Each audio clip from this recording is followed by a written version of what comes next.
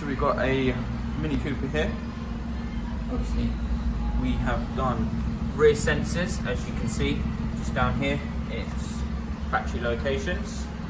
We have done a reversing camera, as you will see just there. And we've also done CarPlay. So if we come round to the vehicle now, obviously you will see the CarPlay is active here. It is fully wireless. As you can see, my phone is wireless up there. Obviously we have the ability to use the scroller down below, so we can scroll through the system. And we also have the ability to use the buttons on your steering wheel to go through the system as well if you're driving. We have Spotify available, so we can use Spotify. We have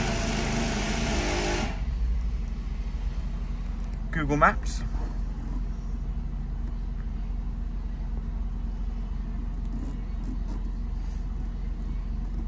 And we also have split screen available on the far left. These are your 3 most recently used icons. And last but not least is reverse.